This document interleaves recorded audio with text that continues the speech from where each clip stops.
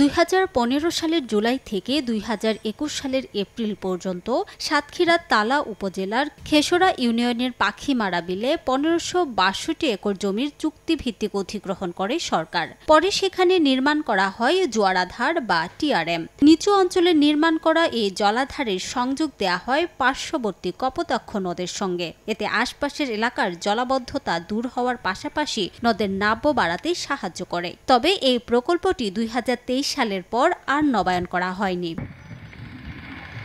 তবে এলাকাবাসী বলছেন, জোয়ারাধার নির্মাণ করা হলেও এখনও অধিগ্রহণের ক্ষতিপূরণের টাকা পাননি জমির মালিকরা।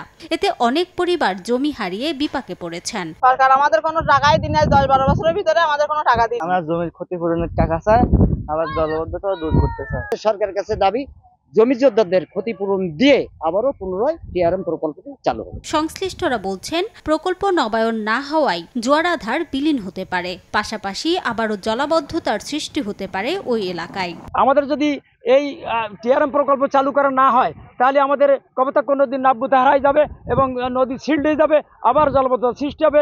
আজকে যদি এই কপোতাক্ষের টিআরএম চালু আবার পুনরায় না করা যায়, তাহলে এই এলাকায় যে 60 লক্ষ মানুষ উপকৃত হয়েছিল, তারা আবার বিপর্যয়ের দিকে যাবে।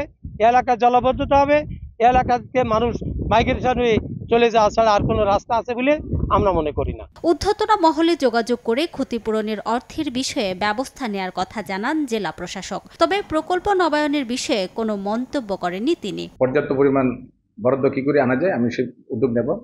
আর যেহেতু টিআরএম আসলে একটা এখানকার জন্য খুবই একটা সময় উপযোগী উদ্যোগ ছিল, কারণ এই প্রজেক্ট নেওয়ার কারণে মানে শত শত বা হাজার হাজার মানুষের কিন্তু এই জলাবদ্ধতা থেকে তারা রেহাই পেয়েছে। 2015-16 অর্থ বছর থেকে 2023-24 অর্থ বছর পর্যন্ত এই প্রকল্পে ক্ষতিপূরণ বাবদ বরাদ্দ ছিল প্রায় 56 কোটি 80 লাখ টাকা। প্রথম 2 বছর 70% জমির মালিক টাকা পেলেও বাকি সময়ে কেউ কোনো অর্থ পাননি। সময় সংবাদ, সাতক্ষীরা।